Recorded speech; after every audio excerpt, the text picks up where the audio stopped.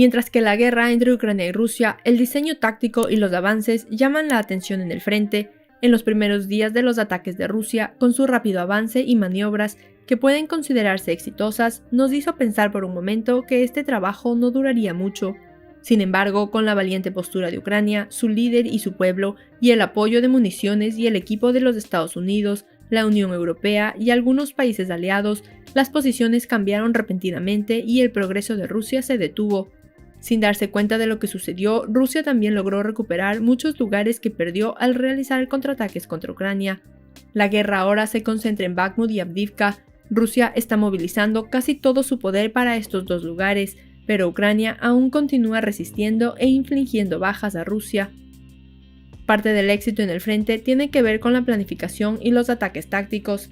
Sin embargo, Rusia parece incapaz de hacerlo con su ejército desestabilizado y jóvenes reclutados por la fuerza. Uno de estos fracasos provino del 10º Regimiento de Tanques del Tercer Cuerpo de Putin, que perdió una gran cantidad de vehículos blindados después del ataque tácticamente mal planeado. Rusia está concentrando sus tropas en asediar Avdiivka, una ciudad en el este de Ucrania, pero el progreso que buscaban ha resultado más lento y costoso de lo que pensaban.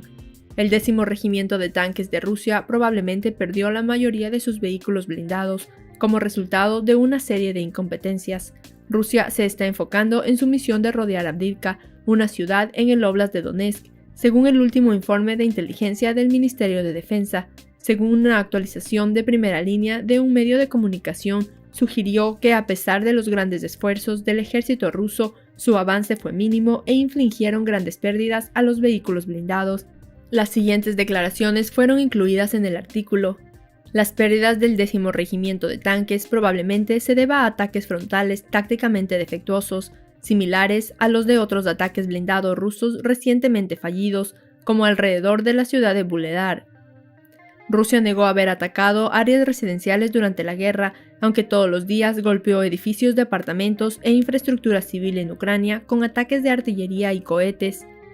La ofensiva de Sloviansk siguió un patrón típico de bombardeo de largo alcance, adoptado por las fuerzas del Kremlin, especialmente en los últimos meses, cuando la lucha se estancó durante el invierno extremadamente frío. El alcalde de Avdiivka, Vitaly Barabash, dijo que los servidores públicos han sido evacuados de los vecindarios de primera línea debido al creciente número de ataques y a los edificios que están siendo atacados. Los ataques también se han intensificado en la región parcialmente ocupada del sureste de Zaporizhia, donde se han bombardeado 14 asentamientos de primera línea, dijeron las autoridades. En la región de Kherson, parcialmente ocupada, la parte de la provincia controlada por Ucrania fue bombardeada 20 veces por la artillería y la aviación rusas, hiriendo a 4 personas, dijo la oficina presidencial en un comunicado. Los expertos argumentan que Putin podría evadir el Tribunal de la Haya debido a fallas clave en su orden de arresto internacional. Al decir que la orden de arresto de Vladimir Putin fue un golpe a su autoridad, el experto afirmó que algunos de los jugadores más importantes del mundo que podrían estar involucrados en futuras guerras nunca serían miembros de la Corte Penal Internacional. Vladimir Putin y su comisionada presidencial para los derechos del niño, María Lvova-Belova, fueron acusados por la Corte Penal Internacional de deportar ilegalmente a niños ucranianos a Rusia. Supuestamente, muchos de los niños son sacados de orfanatos y hogares de ancianos, principalmente de áreas ocupadas por Rusia en Ucrania. Moscú negó las acusaciones y dijo que el portavoz del Kremlin, Dmitry Peskov, consideró que las preguntas formuladas por la Corte Penal Internacional de Rusia eran feas e inaceptables. Sin embargo, el historiador y politólogo profesor Mark Galeotti describió la orden de arresto como una vergüenza para Putin, explicando que no pesaba mucho. Dijo que la Corte Penal Internacional no es verdaderamente una institución global y que es poco probable que arresten al presidente ruso. El profesor Galeotti, quien escribió el libro Las guerras de Putin en 2022, dijo que es mucho más fácil para las naciones pequeñas unirse a la Corte Penal Internacional, ya que es menos probable que se vean involucradas en un conflicto importante. Unos pocos países como China, India, Rusia y los Estados Unidos, todos los cuales son importantes actores mundiales, no se sientan en la Corte Penal Internacional. Expertos como el profesor Galeotti dicen que la orden de arresto de Putin es significativa y si bien indica la opinión pública mundial sobre la guerra en Ucrania, significa poco en términos materiales. En su declaración, dijo: En última instancia, si usted es del tipo de fuerza que piensa que puede ir a la guerra, obviamente es menos probable que quiera ser parte de la Corte Penal Internacional. No estoy criticando, pero ahora el concepto de lo que es un crimen de guerra se ha vuelto mucho más amplio. La cuestión es que las guerras son, por definición, cosas repugnantes y sucias. Países como Hungría y Sudáfrica despertaron sospechas, aunque Irlanda, Alemania, Austria y Croacia han dicho que arrestarán a Putin si visita inesperadamente su país. Rusia se retiró formalmente de la Corte en 2016, después de que publicó un informe en 2014 que clasificaba la anexión de Crimea por parte de Rusia como una ocupación. El portavoz del Kremlin, Dmitry Peskov, reiteró su opinión de que la orden de arresto no tenía sentido y agregó: la jurisdicción de este tribunal y por lo tanto cualquier decisión de este tipo es legalmente nula para Rusia. En última instancia, el presidente ruso no podrá comparecer ante un juez en La Haya en el corto plazo, aunque el profesor Galeotti dice que la emisión de la orden de arresto es importante porque envía una declaración contundente sobre lo que es una práctica aceptable y también avergüenza a Putin. Galeotti agregó: francamente, la idea de que se puedan librar guerras sin atacar a los civiles es ingenua. Todo el mundo tiene diferentes razones para no estar en la Corte Penal Internacional.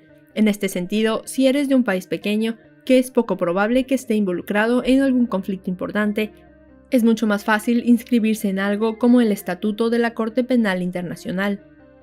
El presidente de Rusia ve cada acción tomada por Occidente contra él como ligeras, tanto contra él mismo como contra su país, y no se detendrá hasta que vea que es respetado. Este mes, Vladimir Putin ha sido objetivo de una lluvia de reprimendas. Primero fue criticado por la Corte Penal Internacional por una orden de arresto y luego por desplegar armas en Bielorrusia. Si bien Putin está indignado por el movimiento de International Criminal Minds, dijo que lo vería como una decisión simple y ligera contra él y Rusia, en lugar de interpretarlo como un movimiento contra su carácter como un criminal de guerra. Rusia disparó un misil antibuque supersónico en el mar de Japón para destruir el objetivo enemigo falso.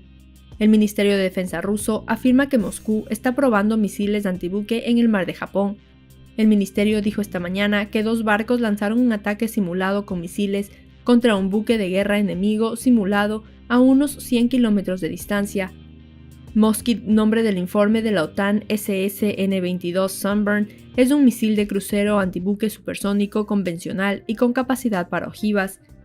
El ministerio dijo que el ejercicio se llevó a cabo en la bahía de Pedro el Grande en el mar de Japón, pero no dio coordenadas más precisas. No hubo respuesta inmediata del Ministerio de Defensa japonés. Los bombarderos rusos Tu-95 volaron durante varias horas sobre el mar de Japón la semana pasada. En septiembre, Japón protestó por los ejercicios militares multinacionales en las Islas Kuriles, controladas por Rusia, y expresó su preocupación por los buques de guerra rusos y chinos que realizan ejercicios de tiro en el mar de Japón. Rusia también probó misiles lanzados desde submarinos en el mar de Japón el año pasado.